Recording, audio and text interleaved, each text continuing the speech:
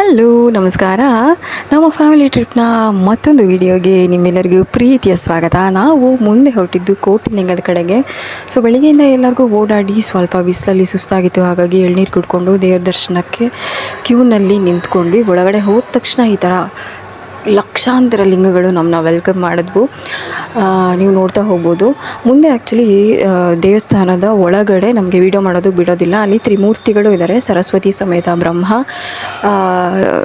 ಲಕ್ಷ್ಮೀ ಸಮೇತ ವಿಷ್ಣು, ಹಾಗೆ ಪಾರ್ವತಿ ಸಮೇತ ಈಶ್ವರ, 3 ಜನರ ದರ್ಶನವನ್ನು ಮಾಡಿಕೊಂಡು ಮುಂದೆ ಹೋಗೋದಾದರೆ ನಾವು ಅತಿ ದೊಡ್ಡ ಎತ್ತರವಾದ ಲಿಂಗವನ್ನು ನಾವು ನೋಡ್ಬೋದು. ಅಲ್ಲೆಲ್ಲ ಈ ಥರ ಹರಕೆ ಕೂಡ ಕಟ್ತಾರೆ. ಮಕ್ಕಳಾಗದೇ ಇರೋರು, ಮದುವೆ ಆಗದೇ ಇರೋರು ಎಲ್ಲ. ಹಾಗೆ ಪ್ರಸಾದಗಳನ್ನ ಕೂಡ ಇಟ್ಕೊಂಡಿದ್ರು.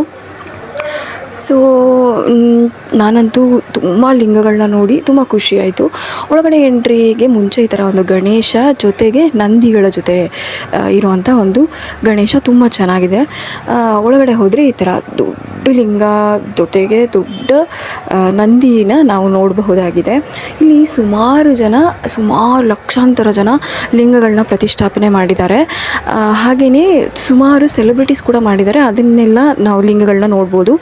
ಸುಮಾರು ದೇವರುಗಳಿವೆ ಇಲ್ಲಿ ಒಳಗೆ.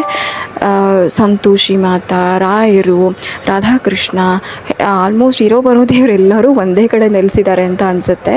ಮೇಲಿಂದ ನೋಡಿದ್ರೆ ನಮಗೆ ಕೋಟಿಲಿಂಗ ಈ ಥರ ವ್ಯೂ ಕಾಣುತ್ತೆ. ಹಾಗೆ ಇಲ್ಲಿ ಶನಿದೇವರು ಇದ್ದು ಇಲ್ಲಿ ಮಿನಿ ಶನಿ ಸಿಂಗಾಪುರ ಥರ ಕೂಡ ಮಾಡಿದ್ದಾರೆ. ಅದು ಕೂಡ ನೋಡೋದಕ್ಕೆ ಚೆನ್ನಾಗಿದೆ. ಹಾಗೆ ಶ್ರೀ ಸಾಯಿಬಾಬಾ ಕೂಡ ಇದ್ದಾರೆ. ಅಲ್ಲಿಂದ ದೇವಸ್ಥಾನದಿಂದ ಹೊರಗೆ ಬಂದ ತಕ್ಷಣ ನಮಗೆ ಕಂಡಿದ್ದು ಈ ಥರ ಪುಟ್ಟ ಹಸುವಿನ ಕರುಗಳು ತುಂಬ ಮುದ್ದಾಗಿದ್ವು, ತುಂಬ ಚೆನ್ನಾಗಿತ್ತು. ಆ್ಯಕ್ಚುಲಿ ಮುಟ್ಟಕ್ಕೆ ಹೋಗಿದ್ದಕ್ಕೆ ಒಂದು ಹಾಯ ಕೂಡ ಬಂತು. ಸೊ ಇದೆಲ್ಲ ನೋಡಿಕೊಂಡು ನಾವು ಈವ್ನಿಂಗ್ ಹೊರಟಾಗ ನಮಗೆ ಈವ್ನಿಂಗ್ ವ್ಯೂ ಈ ಥರ ಇತ್ತು. ಸೂರ್ಯಾಸ್ತ ಹೀಗೆ ಕಾಣಿಸ್ತಿತ್ತು. ಸೊ ಪೀಸ್ಫುಲ್ಲಾಗಿ ಕೋಟಿಲಿಂಗವನ್ನು ನೋಡಿಕೊಂಡು ದರ್ಶನ ಮುಗಿಸ್ಕೊಂಡು ಹೊರಟಿದ್ವಿ. ಸ್ವಲ್ಪ ಮಳೆ ಕೂಡ ಬರೋ ಥರ ಇತ್ತು. ನಮ್ಮ ನೆಕ್ಸ್ಟ್ ಪಯಣ ಎಲ್ಲಿಗೆ ಅನ್ನೋದನ್ನ ಮುಂದಿನ ವ್ಲಾಗಲ್ಲಿ ಹೇಳ್ತೀನಿ. ಅಲ್ಲಿವರೆಗೂ ಸಿ ಯು, ಟೇಕ್ ಕೇರ್.